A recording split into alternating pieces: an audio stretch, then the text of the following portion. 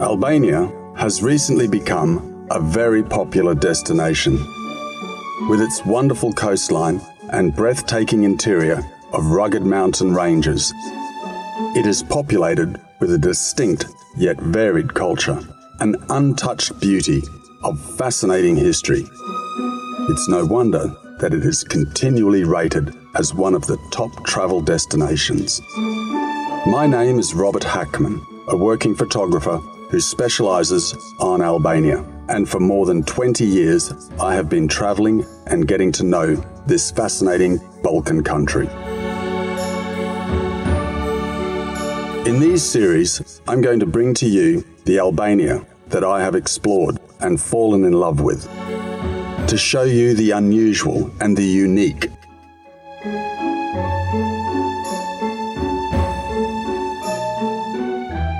Places of scenic beauty and its people. Some personal insights, and hopefully, along the way, explain and disentangle some of its rich history.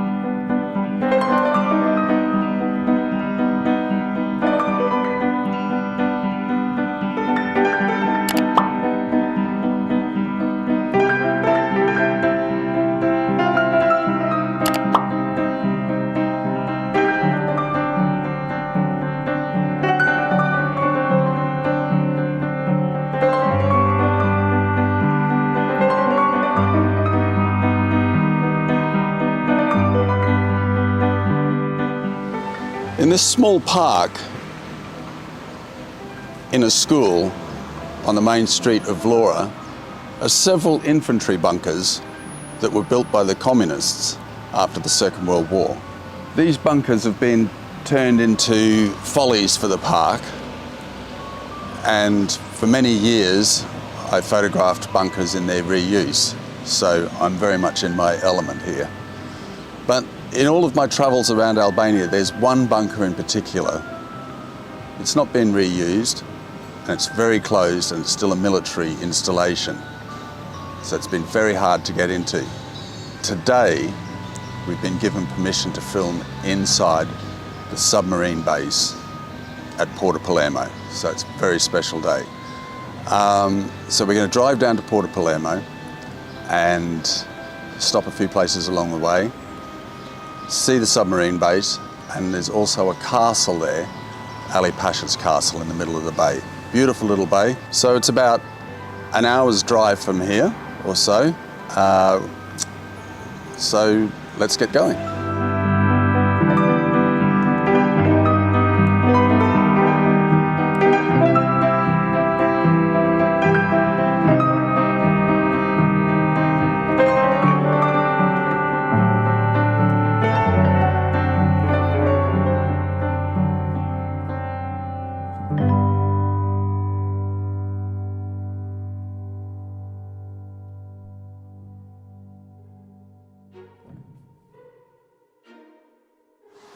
At the summit of the pass, there is a restaurant to stop and take in a coffee and the view of the Ionian Sea.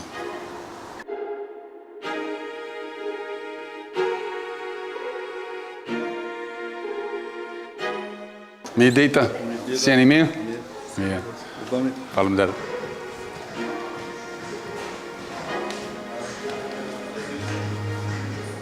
Mirë dita.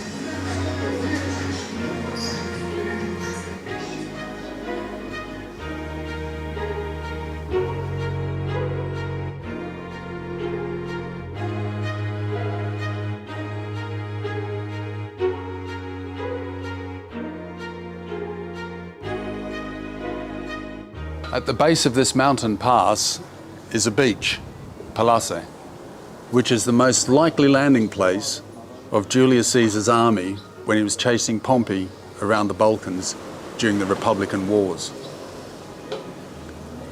As soon as he landed in the evening, he and his army came up this mountain, through this Logora Pass, and down into the Bay of Vlora, where they captured the city of Oricum. Great little piece of history right there. Palermos.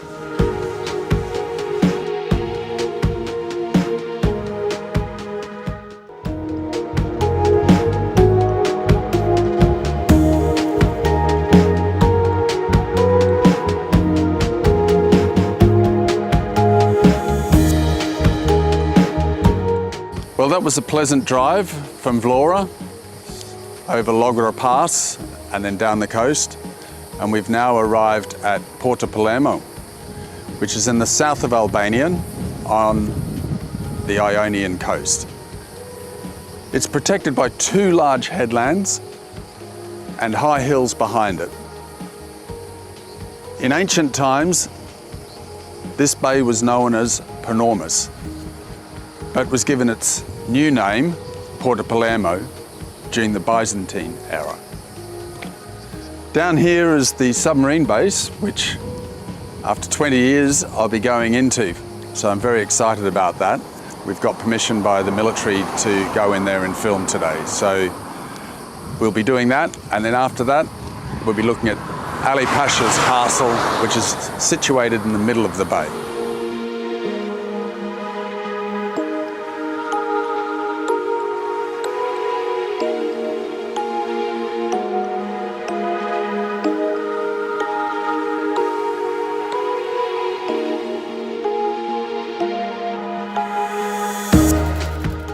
Well, the good news is we made it onto the military base. We got through the front gates and the guards with our paperwork, of course.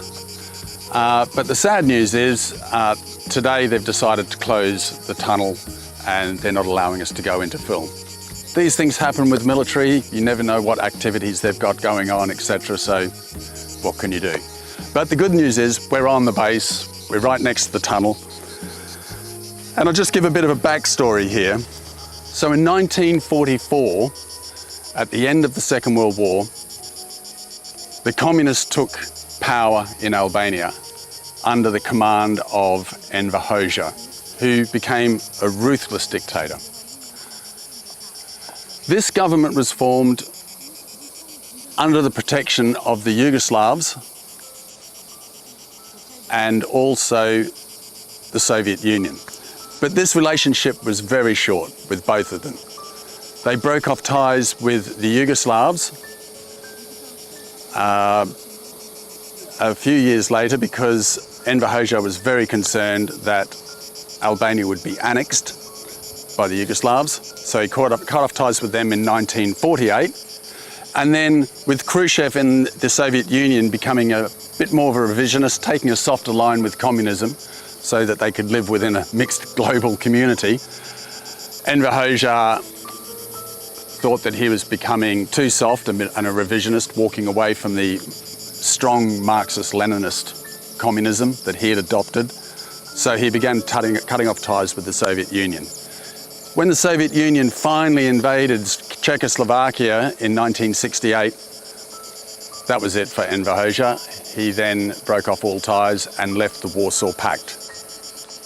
Then, luckily for him, he was thrown a lifeline by the People's Republic of China, who didn't have a mouthpiece at the United Nations. The representative of the Chinese at the United Nations was the Taiwanese government. The People's Republic of China, the Communist Chinese, didn't have any representation, so by paying Enver Hoxha, throwing him a financial lifeline, he was able to become their mouthpiece. And this lasted fine for a few years until Hoxha then also suspected of the Chinese of becoming revisionists, as they welcomed Nixon in 1971 to visit China. And then in 1977, the Chinese extended an invitation to General Tito of Yugoslavia to visit.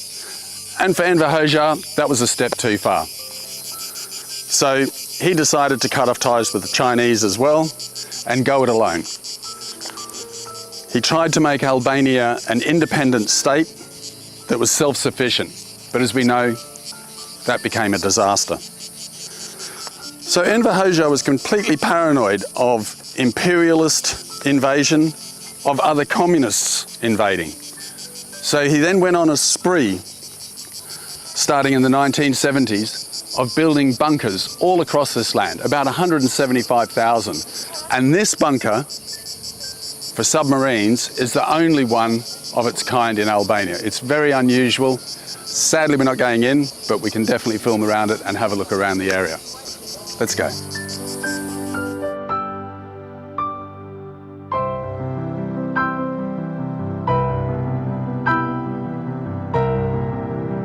So this bunker is 750 meters long.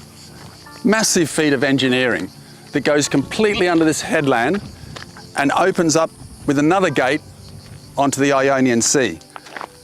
So submarines or fast craft could come in this side of the bay, be serviced, refueled, had new ammunition put on them, and then let out straight into the sea on the other side. Very effective, but never really used, because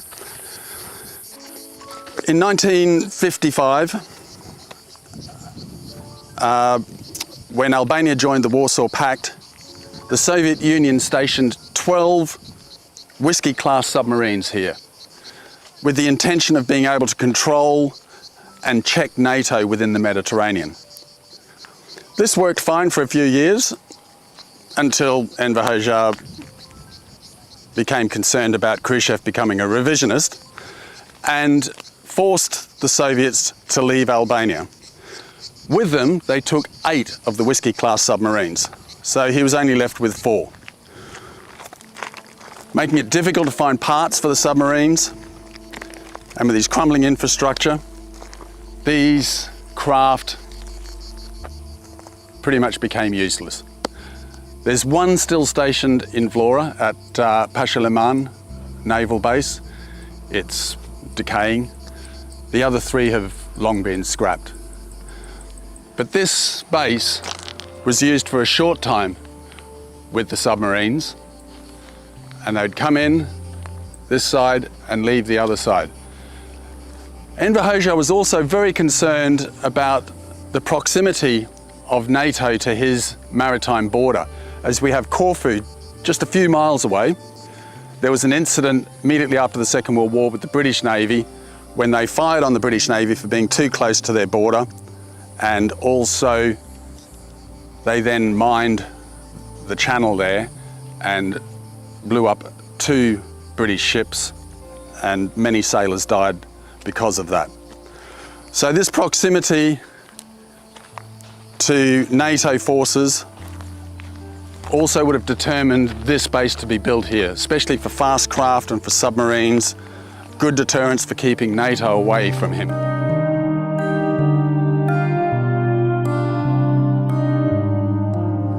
The setting for this base is just spectacular. It's sitting right on the edge of this bay, beautiful clear water. I mean, if you were in the military, this would be a great place to be stationed. And it still is a working military base. There's a lot of naval people walking around. We've been given the correct paperwork to be here, so don't try and come onto this facility just through the fence. And there are a lot of armed guards here. So these large doors were obviously intended to stop any form of attack. They're big iron doors on the base on both sides, and inside the tunnel there were also workshops for maintaining the submarines and craft.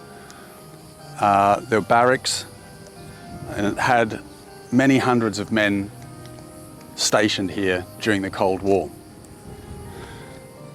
As you can see, there's still some fast military craft stationed here today.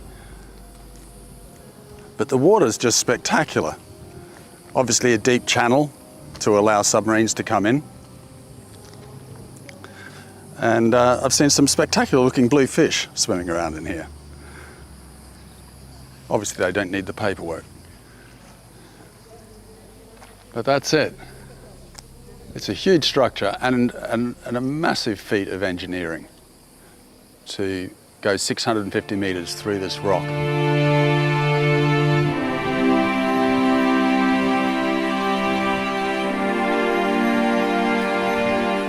And they are big concrete doors.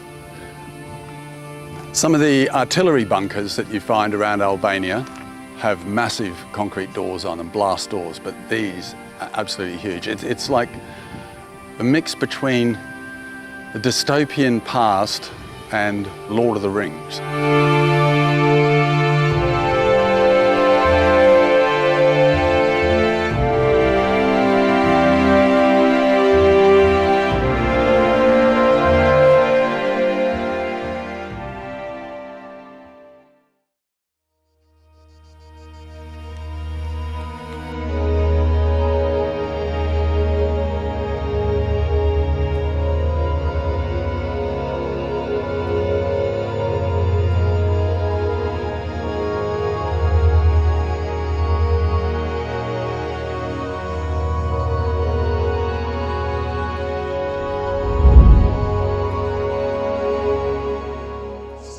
So sitting in the middle of Porto Palermo Bay is a small island connected by a stretch of very thin land. I'd call it an island, maybe it's a peninsula.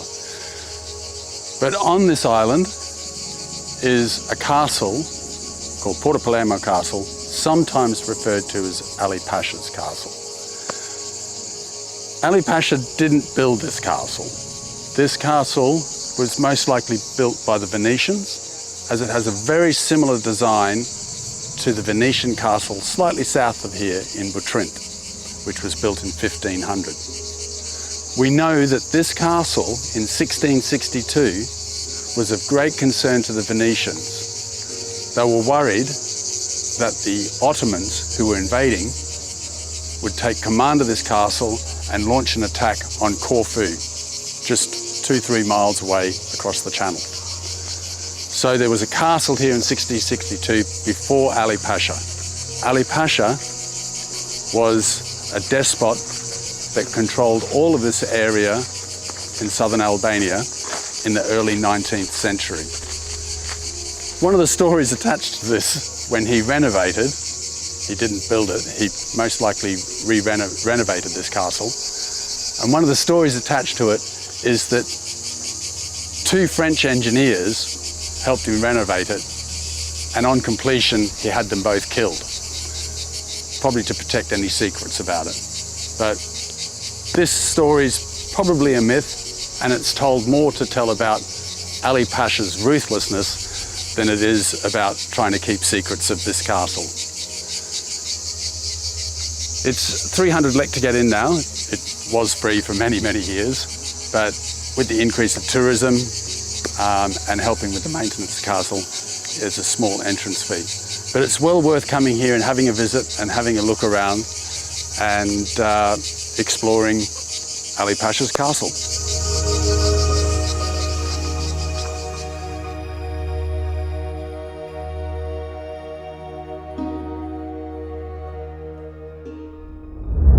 Well, this is quite a transformation. I haven't been inside this castle for 20 years, and back then there was no entrance fee. You just walked in. It wasn't tidy like this and cleaned. You couldn't see the flagstone floors, which just beautifully worn after centuries of use.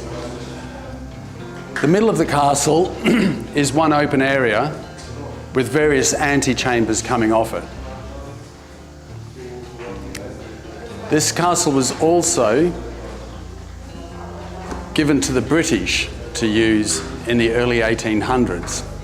Ali Pasha, who was in control of this castle, gave it to them during the Napoleonic Wars.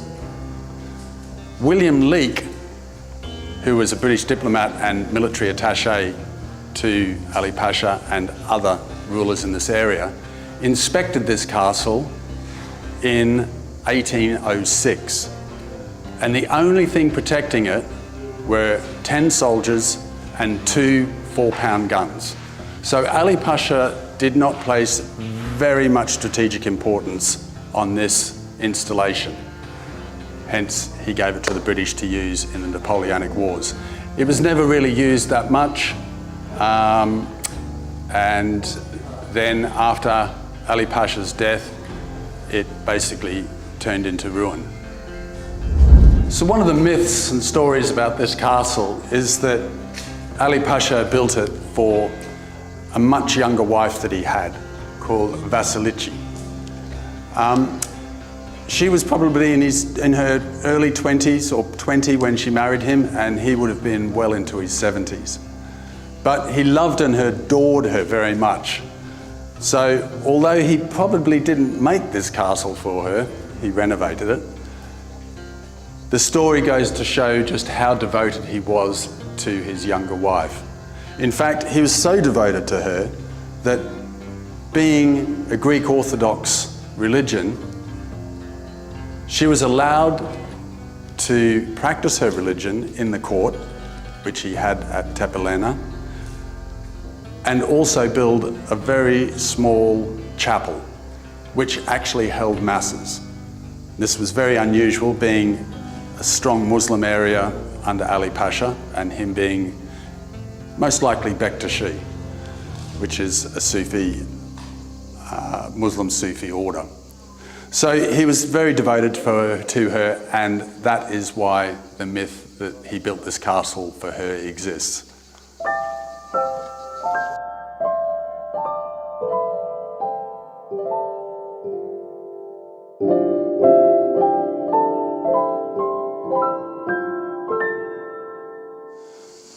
The topography really shows why this castle wasn't built by Ali Pasha Tepelena. In the early 19th century, artillery was quite strong and powerful. And to build a castle here would be very dangerous, as the hills behind the castle are very high. Someone could easily place artillery there and take this castle out. So it was obviously built by a maritime people that could service the castle from the sea. Hence why it was most likely originally Venetian, and Ali Pasha merely renovated it.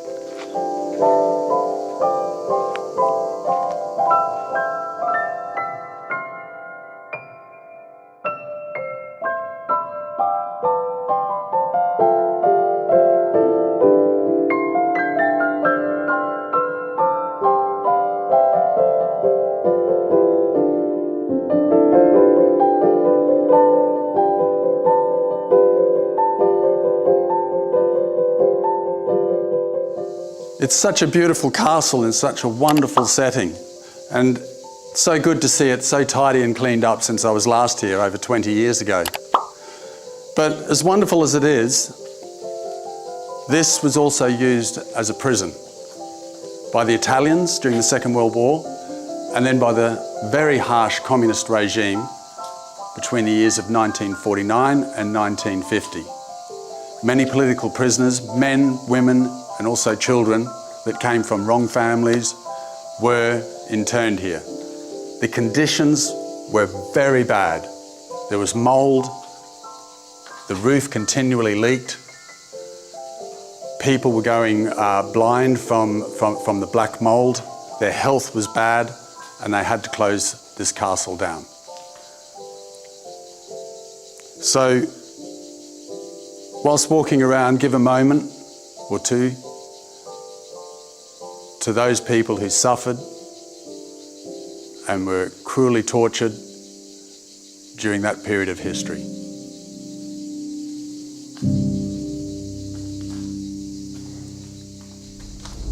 Well, here we are in the middle of Ali Pasha's castle, and this is Alex. Hi, I'm Alex. Alex. Unyam Roberti. Siani mir? Unyam Alex. Myself. Siani mir. And Alex is a staff member here, looks after the castle. Ali Pasha, Kalaya Ali Pasha. Ali Pasha Belenes. Yeah. And Alex is a singer in polyphonic singing, which is renowned through this area of Albania. And he has a wonderful tune that is about Ali Pasha that he would like to sing. Po, pa tjetër, me kënaqësi. Ali Pasha more, eu Pasha të shtrena, koka në Stamboll more, e trupi në Janina, të vrën Ali Pasha more, eu Pasha të shtrena, koka në Stamboll more, e trupi në Janina.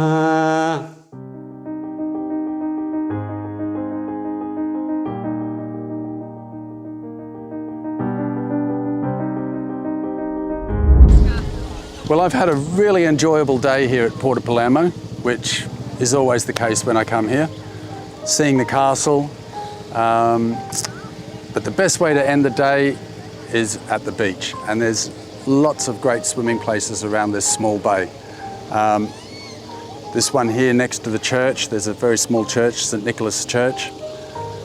But right now, I'm going to walk up to that restaurant and hopefully see the producer of the show, have a cold drink, and find out where we're going to next episode.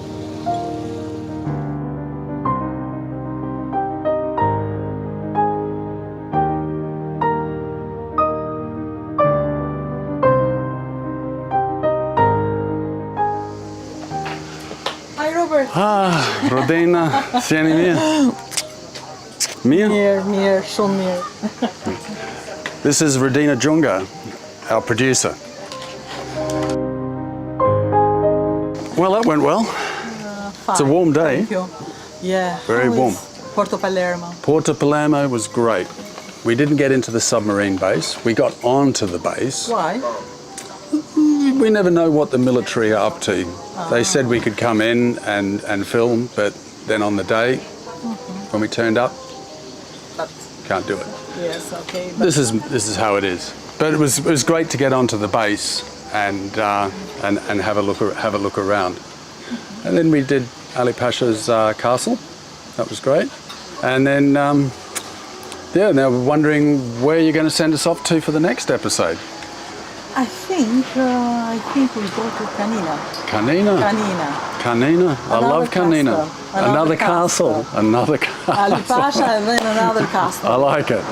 I like it. The road of the castle. Well, I look. Hello. Hello. Would you like to drink anything? I'll definitely have a beer, thank you. The local. Korcha. Beer korcha. Beer Telutum. korcha? Beer korcha. Telutum. Yeah. Sorry, you are a local beer. Okay. You are from Albania? No, I'm from Lebanon. Lebanon. Wow. From Lebanon? Yeah. Porto Palermo. Yes. I will get you. Thank you. Thank you. That's great. That's about all we need, Yeah, I think. it's an international place, Porto Palermo. Time ago, we can't come here. Yeah, It was during communism. impossible. Yeah, during communism. And now, the girl is From Lebanon. Lebanon. Because all of this road was closed because of military activity here, Yeah. so civilians Yeah. weren't allowed along this part of the coast. Yeah. Now it's very, very open. Yeah. And local beer. This portion. I love a blonde korcha. The blonde from Porto. The blonde korcha. There's two beers. They do a blonde and a but Porto dark. Palermo needs an hour beer. Ali That's Pasha it. beer. Ali Pasha beer. Ali Pasha beer. You know Ali Pasha? Good. Yeah, I heard the story about Ali Pasha. Cheers. Cheers. Water from Lajme and beer from Korcha. Cheers. Gëzuar. Gazua. Gëzuar from Porto Palermo. Porto Palermo.